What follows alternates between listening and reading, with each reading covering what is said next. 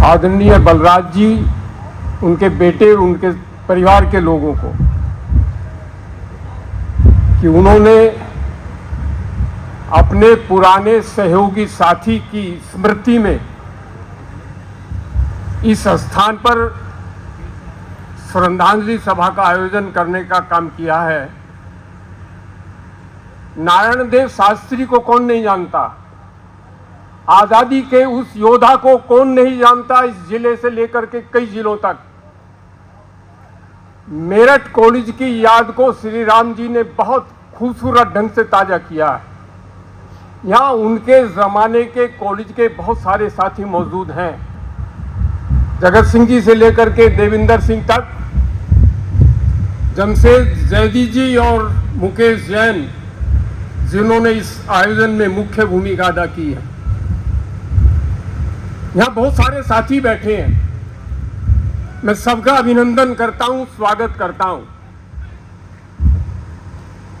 सतपाल मलिक के लिए बोलना बहुत आसान काम भी है और बहुत मुश्किल काम भी है। मेरी स्मृति में उनके इतने सारे चित्र मौजूद हैं कि मैं बोलना शुरू करूं तो मुझे लगता है कि मैं सबसे ज्यादा बोलूंगा, ये ज्यादती हो जाएगी, लेकिन कम बोलूंगा।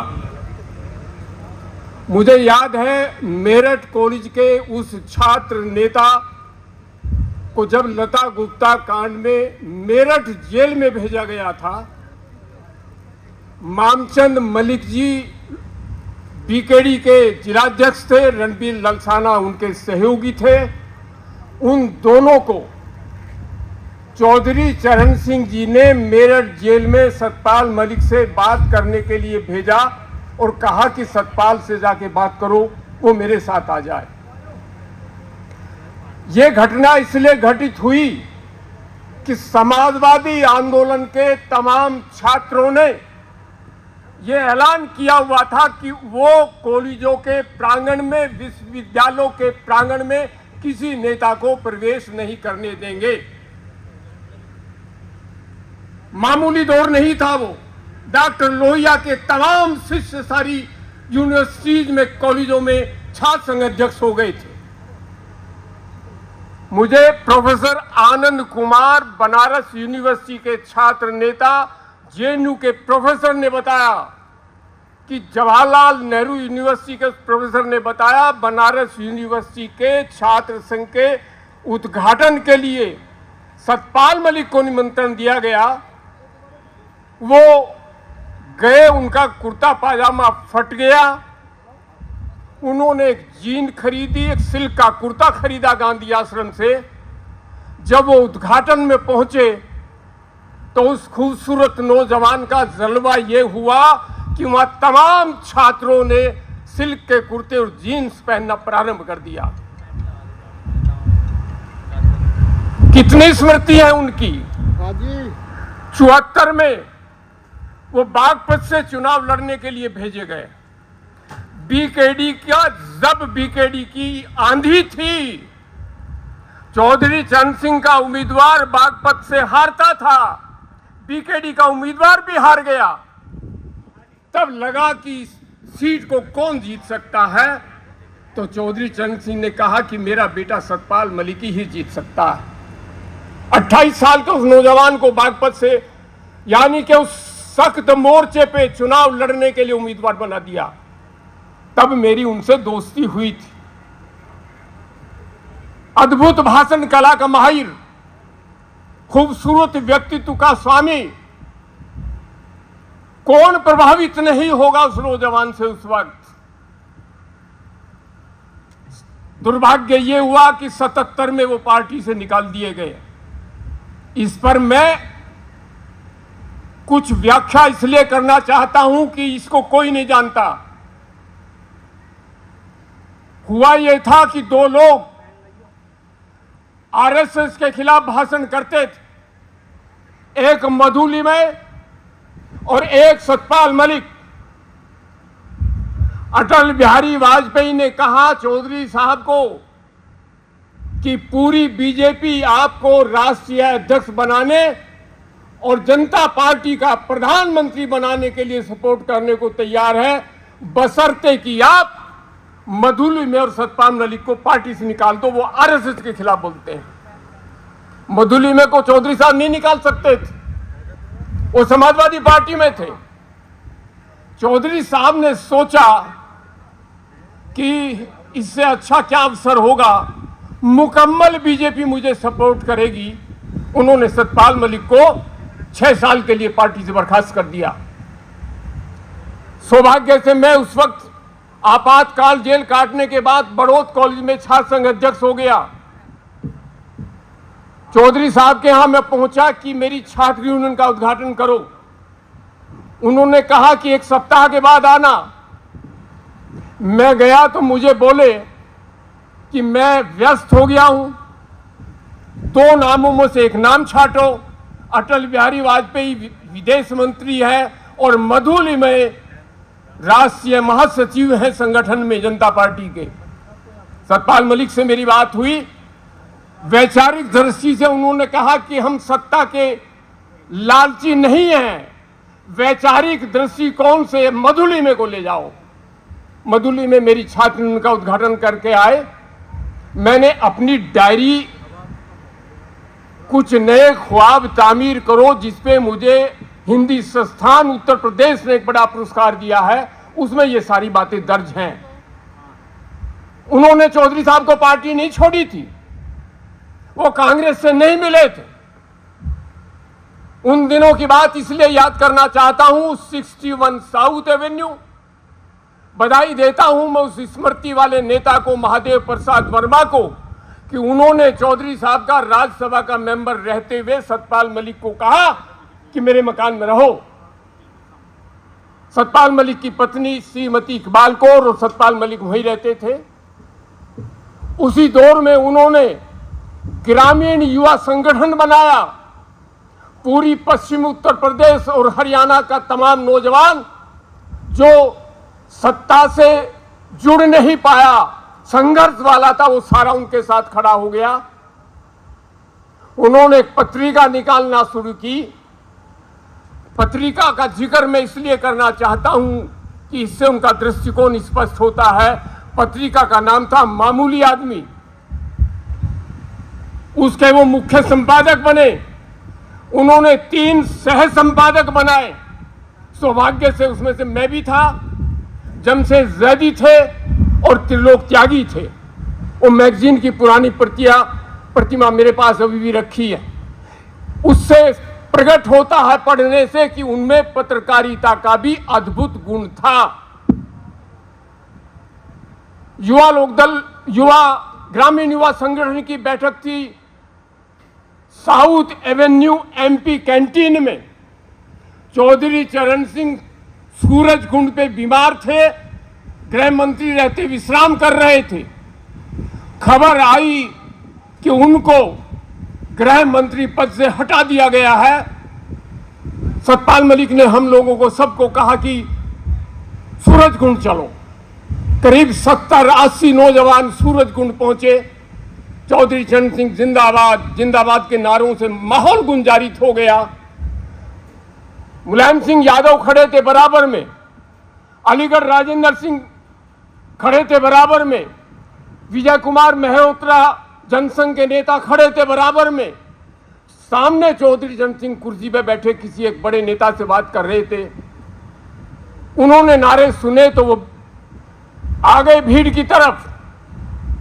बैत लेकर के खड़े होकर देखते रहे कौन कौन है। कुछ देर बाद बोले, सतपाल तुम मेरे साथ आओ। पार्टी से निकाला हुआ था वो, ले गए, उसी कुर्सी पे बैठ के बातचीत की। मेरे पास खड़े हुए नेताओं ने कहा कि हो गया बंटाधार, ये तो फिर आ गया। इतने डरते थे लोग उनसे, वो लोग डरते थे जो चौधरी चरण सिंह पे कब्जा करना चाहते थे। बहरहाल मैं उस घटना का जिक्र करना चाहता हूं जो बहुत कम लोगों की स्मृति में जिंदा होंगी। चौधरी साहब ने कहा कि सब लोग चलो, रेस कोर्स आ रहा हूं। वो रेस कोर्स आ गए। संभवतः 5 या 7 नंबर रेस कोर्स चौधरी चरण सिंह जी का गृह मंत्री रहते मकान था। बहुत भीड़ थी।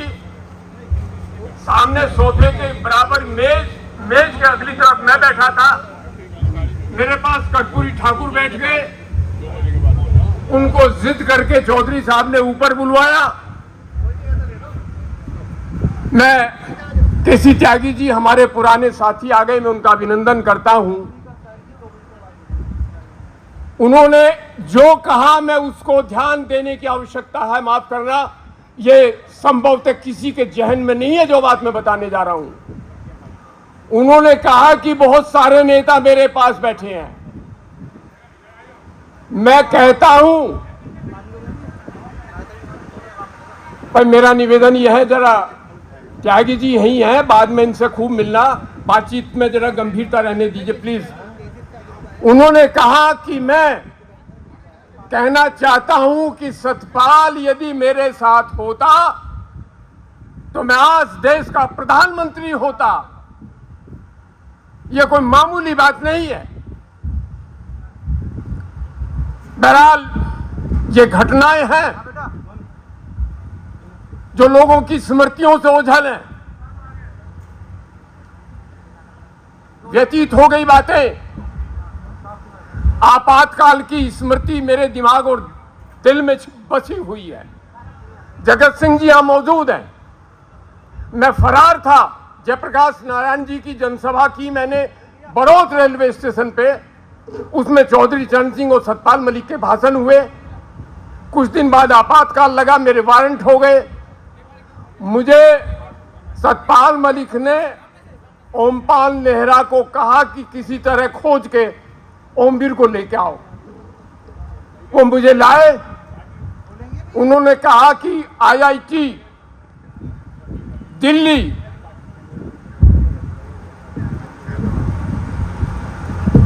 में एक कमरा है, वहां मिलेंगे। वो कमरा, सामने बैठे हैं मेरे जगत सिंह जी MLC साहब, संभवतः इनके साले वहां प्रोफेसर थे। उसी कमरे में मुलाकात हुई। साइक्लो स्टाइल मैटर छाप के वो मुझे देते थे।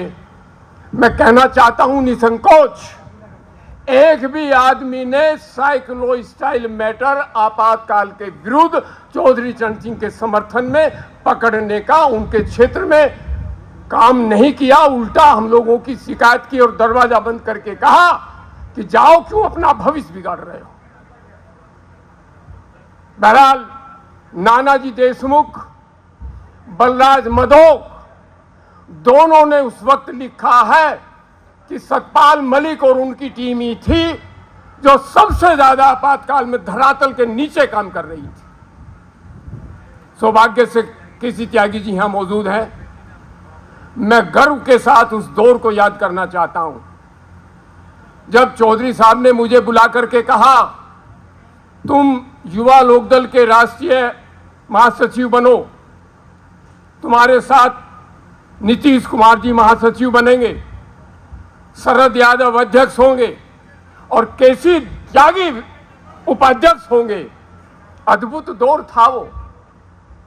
मैंने अपनी डायरी में लिखा है, मैं जब इन साथियों के बीच बैठता था तो मैंने लिखा है कि मैं ज्यादातर मौन रहता था और मैं इनसे सीखने की कोशिश किया करता था। सौभाग्य से मुझे काबिल गुरुओं का साथ, बहुत अच्छे दोस्तों की संगत और बहुत अच्छे राजनीतिक मित्रों की संगत मिली। मैं त्यागी जी को देख के मुझे इतनी बातें याद आ गई। इन्हीं सब से सीखता था मैं। बहुत बधाई देता हूं त्यागी जी को। त्यागी जी और हम लोग कॉफी पीते हैं कई बार। ये कहते हैं चौधरी चरण सिंह युवा संगठन के और छात्र संगठनों के खिलाफ थे। त्यागी जी मुझे बताते हैं कि आप और हम लोगों की टीम, जिसमें सतपाल मलिक की बड़ी भूमिका थी, उन्होंने ही चौधरी चरण सिंह के दिमाग में युवा साथियों का महत्व बढ़ाया और छात्र संगठनों का महत्व बढ़ाया। इसलिए वो मेरठ कॉलेज में देवेंद्र सिंह के छात्र संघ अध्यक्ष के रहते उनकी छात्र यूनियन का उद्घाटन करने प्रधानमंत्री रहते आए थे। एक बात और कह के खत्म कर देता हूं। 84 में चौधरी चरण सिंह ने सतपाल मलिक को पार्टी से फिर निकाल दिया। मैं उनके घर गया, उन्होंने कहा कि मैं तो फिर निकाल दिया। एक सप्ताह बाद मुझे भी 2 नोटिस देके 6 साल को पार्टी से निकाल दिया गया। ये बात मैं इसलिए बता रहा हूं, जो लोग कहते हैं सतपाल मलिक ने चौधरी चरण सिंह की पार्टी छोड़ी थी, उन्होंने कभी सतपाल मलिक ने पार्टी छोड़ी ही नहीं थी। दूसरे वाले मुद्दे पर मैं मौन रहना चाहता हूं, उस पर बोलना ठीक नहीं है। इतनी बात के साथ मैं उस संघर्षशील नेता, उस जबान के सबल प्रवक्ता, अपनी बात को मजबूती से कहने वाले नेता के लिए मौजूदा सत्ता को धन्यवाद करना चाहता हूं। लोग कहते हैं कि उनको 5-5 प्रदेशों का गवर्नर रहने के बावजूद वो प्रोटोकॉल, वो ऑनर नहीं दिया गया जो दिया जाना चाहिए था। माफ करना, वो प्रोटोकॉल ऑनर यदि ये सरकारें दे देती तो ये कैसे साबित होता कि ये सरकारें कितनी जिद्दी हैं। ये सरकारें अपने ही बनाए हुए सिद्धांतों को कैसे तोड़ सकती हैं। प्रोटोकॉल भी भूली नहीं, जानबूझ के नहीं दिया गया। मैं तो ये कहता हूं कि सतपाल मलिक को ये प्रोटोकॉल नहीं दिया गया तो अच्छा ही हुआ। मरने के बाद, स्वर्ग में जाने के बाद वो नेता और बड़े कद का हो गया। उसी के कारण आज पूरे देश में उसकी स्मृति पे शोक सभाएं हो रही है। अभी पिछले दिनों कैलाश पैलेस में, राजीव चौक में एक बैठक बुलाई मैंने। बलराज मलिक जी मुझे दिखाई दे रहे हैं, मैं उनको बहुत याद करना चाहता था। इन्होंने हरियाणा के बहुत सारे साथी बुला लिए और इन्होंने फिर कहा कि नहीं, दिल्ली में, हम दिल्ली में ही एक बड़ी शोक सभा, श्रद्धांजलि सभा 14 सितंबर को सतपाल मलिक की स्मृति में फिर करेंगे और सरकार को बताएंगे कि आपने अपने नेता के साथ, किसान नेता के साथ, छात्र नेता के साथ, आम आदमी के नेता के साथ, मामूली आदमी के नेता के साथ कुर्सी के साथ ज्यादती की है। हम उस ज्यादती के प्रति प्रतिरोध करेंगे और 14 सितंबर को रामलीला मैदान में अपनी आवाज बुलंद करेंगे। इन्हीं शब्दों के साथ मैं अपने मित्र, अपने दोस्त, 74 से लेकर के ये सन आ गया, लगातार हम लोगों ने वो दिन देखे जब हम साथ बैठ के मूंगफली खाते थे। चावला रेस्टोरेंट महिंद्रा, उसके यहाँ चाय पीते थे, साउथ एवेन्यू कैंटीन में चाय पीते थे। और कलेरीज का वो अड्डा, सतपाल मलिक, त्रिलोक त्यागी, केसी त्यागी, ओमवीर तोमर, जहां कॉफी का अड्डा जमता था, वो डॉक्टर लोहिया की स्मृति को ताजा करता था। इन्हीं शब्दों के साथ मैं उस नेता के प्रति श्रद्धांजलि अर्पित करता हूं। धन्यवाद, बहुत मेहरबानी।